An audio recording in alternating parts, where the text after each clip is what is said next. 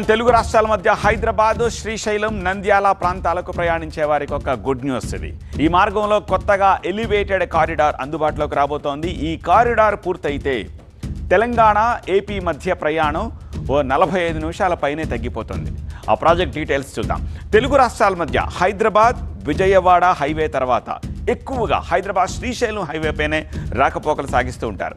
రాయలసీమ ప్రాంతానికి వెళ్లే వారితో పాటుగా ఈవెన్ శ్రీశైలం పుణ్యక్షేత్రానికి వెళ్లేవారు కూడా ఈ హైవే పైనే వెళుతూ ఉంటారు.